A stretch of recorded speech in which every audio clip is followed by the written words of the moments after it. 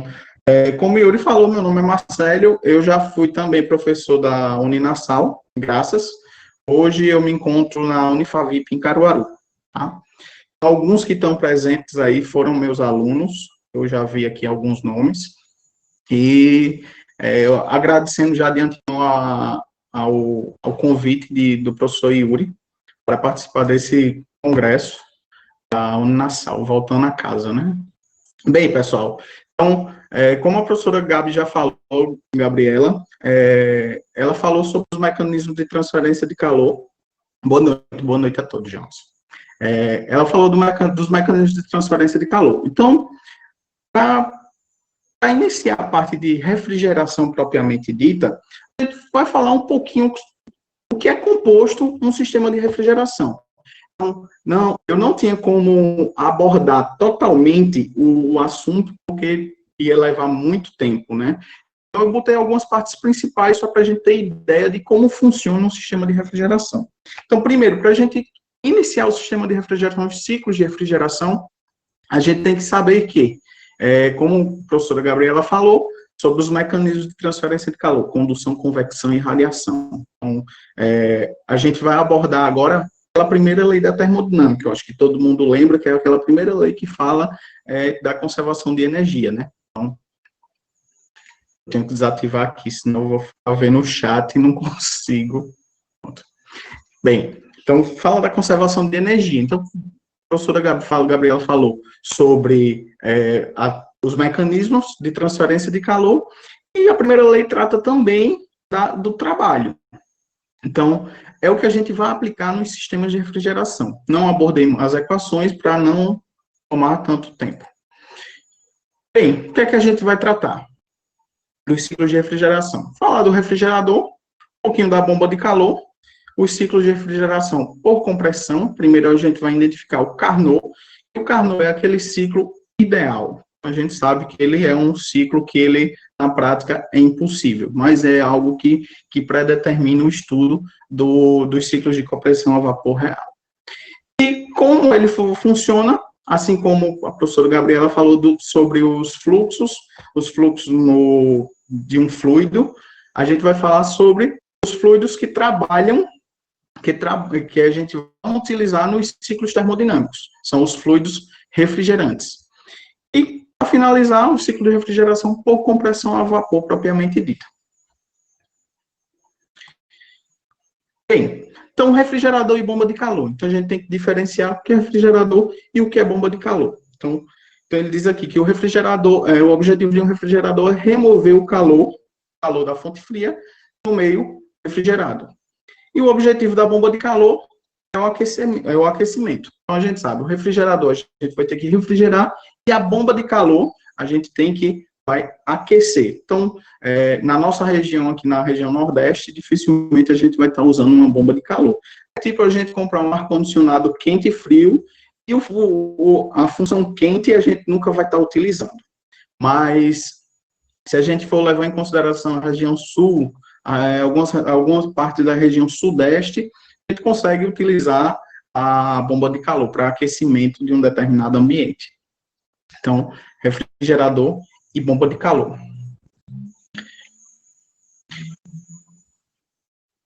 Bem, os ciclos de refrigeração. Então, os ciclos de refrigeração, como a professora Gabriela falou, ela vai se dar através de uma transferência de energia na forma de calor. Então, de um compartimento a baixa temperatura para outros de maiores temperaturas. Essa transferência de energia a gente pode chamar sobre o sistema de refrigeração. E os equipamentos que produzem refrigeração são chamados refrigeradores, que operam segundo um ciclo frigorífico. Esses ciclos frigoríficos a gente vai ver mais à frente, que o principal, um dos principais, que é o ciclo de Carnot, que é aquele ciclo ideal, ele vai passar por vários processos. O fluido de trabalho presente lá no ciclo vai passar por vários processos, mudando de fase, para que haja a transferência dessa quantidade de energia na forma de calor entre esses processos.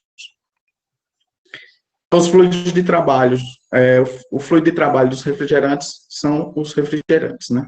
Então, a gente ver alguns exemplos de fluidos de trabalho, os refrigerantes. A gente tem, se a gente pegar no ar-condicionado, até na geladeira da casa de vocês, a gente consegue identificar que refrigerantes o ciclo de refrigeração está operando.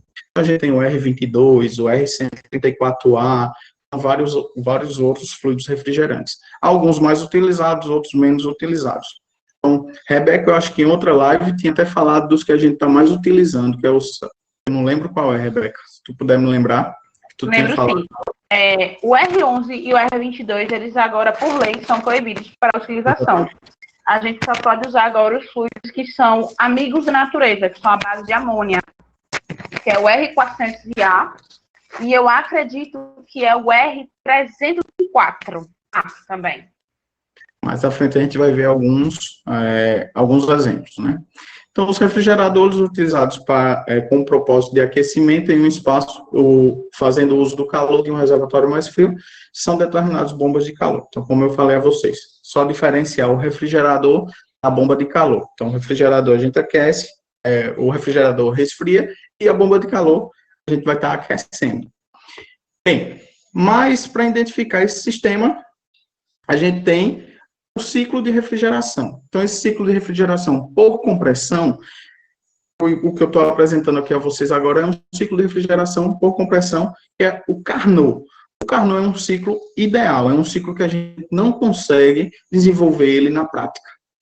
Então, o ciclo de refrigeração, ele funciona basicamente dessa forma que vocês podem ver aqui. Então, primeiro, a gente vai ter aqui o evaporador.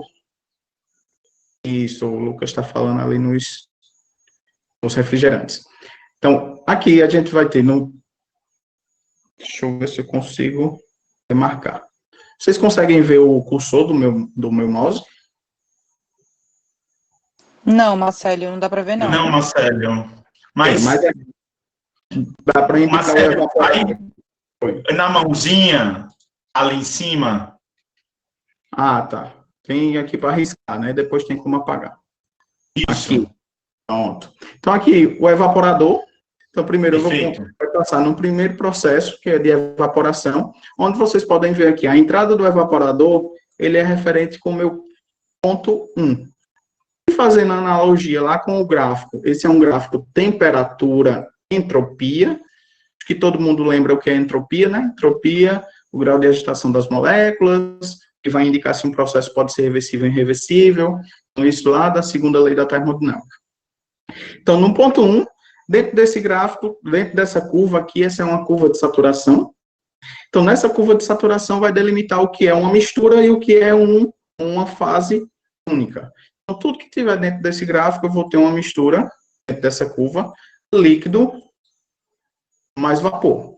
Então, se vocês observarem, eu vou ter 2 pontos do meu processo, que eles vão estar num estado de líquido e de vapor. Então, do ponto 1 para o ponto 2, eu tenho um processo de evaporação, onde eu vou sair de um ponto onde eu vou ter, basicamente, maior parte do meu fluido vai ser no seu estado líquido.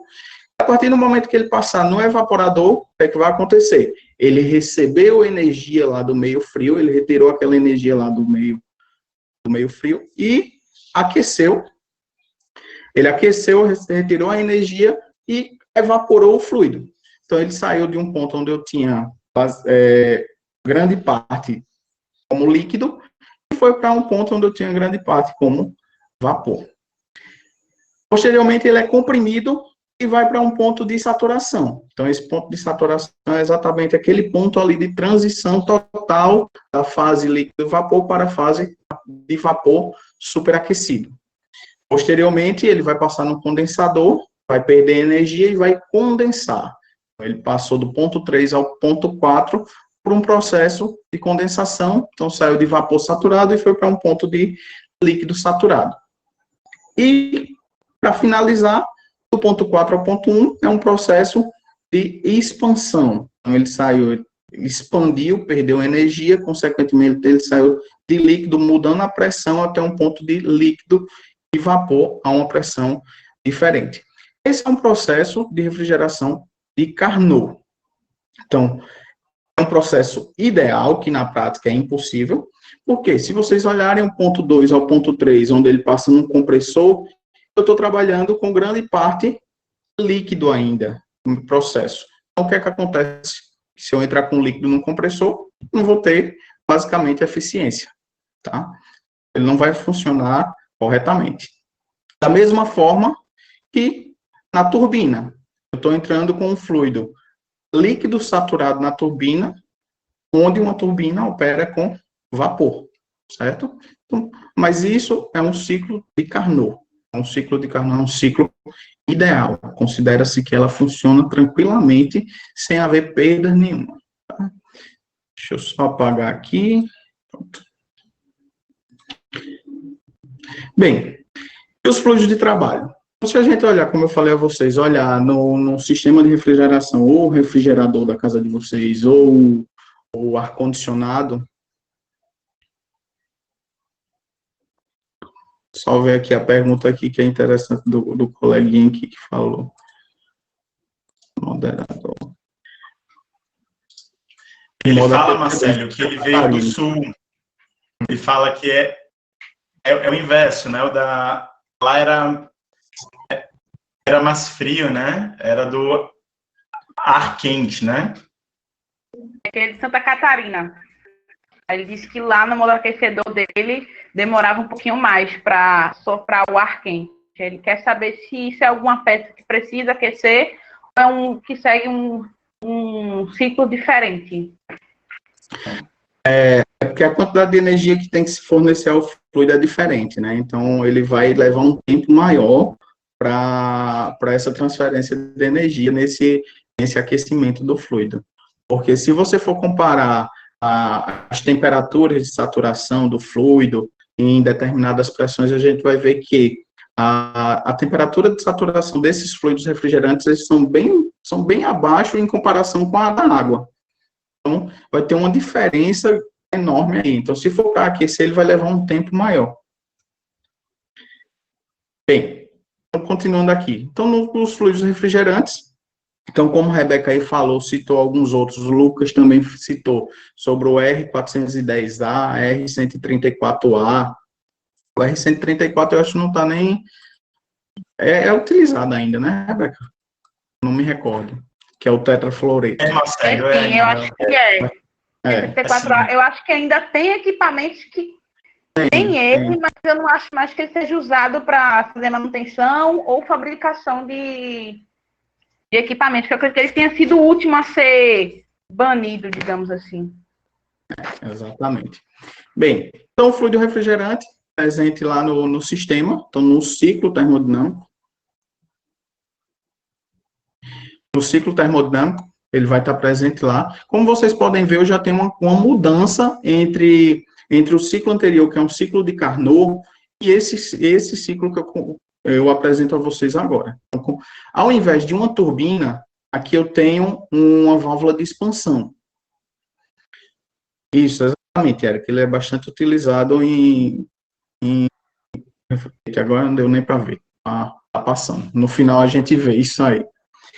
Então, nesse sistema, a gente já tem uma mudança entre uma turbina e uma válvula de expansão. Então, essa mudança vai ser característica exatamente de um processo real, onde ele vai ter agora uma válvula de expansão e não uma turbina, como era indicado lá no ciclo de Carnot. Então, os refrigerantes, alguns exemplos aqui, a gente tem o CFC, é o clorofluorocarbono, o R11 e o R12, o dicloro difluometano, o HCFC, o hidroclorofluorcarbono, que é o R22, o HFC, alguns blends, e alguns outros fluidos, o propano, o isoputano, o CO2, a amônia e o ar. Então, todos esses são alguns fluidos refrigerantes que são bastante utilizados na parte de refrigeração. Alguns sendo banidos, como a Rebeca já falou, outros ainda utilizados. Passei aqui, só um minutinho. Bem, então, basicamente, o processo de refrigeração ele vai se dar por 4 processos. Então, o processo de compressão, o processo de transferência, dois processos de transferência de calor e um processo de expansão. Tá? Então, o processo de compressão, esse que eu apresento a vocês, é exatamente como funciona um ciclo de refrigeração com esses 4 equipamentos, onde eles vão passar por 4 processos, modificando o estado do meu fluido de trabalho. Então, o fluido de trabalho vai passar por esses 4 processos. Então, o primeiro passo seria a entrada do compressor, como vocês podem ver. Diferente lá do ciclo de Carnot, eu já tenho um fluido numa região de saturação, como um fluido saturado entrando no compressor. Então, isso quer dizer que eu não vou ter a presença de líquido. Então, esse fluido vai ser comprimido até chegar num ponto de vapor superaquecido, nessa região aqui desse ponto 2, só circular aqui para vocês. A partir disso, ele vai passar no condensador e sair num ponto de líquido saturado. E um dos pontos que mudam é exatamente a saída de uma turbina e a entrada na minha válvula de expansão. Que a válvula de expansão é um processo isoentálpico, onde ele vai manter a quantidade de energia apenas modificando a pressão. Então, ele sai desse ponto 3, onde ele é líquido saturado, até um ponto de mistura de líquido e vapor. Então, esse é basicamente os 4 processos que passam o fluido de trabalho no ciclo de refrigeração. Então, o processo de 1 a 2, uma compressão isentrópica do fluido refrigerante. O processo 2 a 3, transferência de calor a pressão constante para o reservatório H. O processo 3 a 4, a expansão isentálpica. E de 4 a 1, a transferência de calor a pressão constante para o reservatório L. Então, só levando em consideração que esse é um sistema ideal. Então, seria um sistema que a gente ainda não está considerando as perdas que vão haver através desses processos, por atrito no fluido lá dentro, por perca de energia na forma de condução, de convecção, entre o equipamento, o ambiente, entre o fluido e a tubulação, principalmente no compressor, onde a gente está levando em consideração que não está havendo perda nenhuma nesse sistema, mas só que, como a gente sabe, vai haver perdas em todos os processos. Tá? Bem, então, basicamente, esse aqui é o sistema inicial do ciclo de refrigeração. A gente tem vários outros sistemas onde cada um vai sofrer alguma modificação para o quê? Para aumentar o coeficiente de desempenho, então, para aumentar a refrigeração. Isso vai depender tudo do que você está necessitando para o seu ambiente. Tá? Então, basicamente, esse é o sistema de refrigeração. Mais à frente, em outro momento, a gente pode abordar o sistema de refrigeração em cascata, então, o acoplado. Então, a gente tem vários outros sistemas. Yuri? Marcelo, muitas perguntas aqui, Marcelo. O pessoal está polvorosa aqui. Porque fica aberto aqui, fica chegando a notificação eu vou tentar responder alguma, porque aqui... Pronto. Só encerrando aqui, né? Então, se vocês para terem uma base nesse estudo, tanto nos sistemas, nos ciclos de refrigeração, quanto na parte de conforto térmico, que é a mistura do ar com a água presente no ar, a gente tem 2 principais livros, que é o Cengel e o Moran Shapiro, que é o Princípios Termodinâmicos da Engenharia, que a Rebeca gosta muito do Moran Shapiro, né? Bastante. Então, eu gosto muito dele, porque ele foi a base do meu TCC e me salvou. Eu sou a melhor amiga desse livro. Por sinal, o livro é muito... Gosto muito do Cengel. Eu gosto dos 2, mas eu prefiro o Shapiro. Bem, eu prefiro o Cengel, Marcelo. Bem, não, eu acho que é mais completo. Eu gosto mais Eu do deixo Moodle. meu e-mail aqui para vocês. Qualquer dúvida, eu fico à disposição de todos. Então, tentar responder algumas perguntas, Yuri. Vamos, São Marcelo. várias.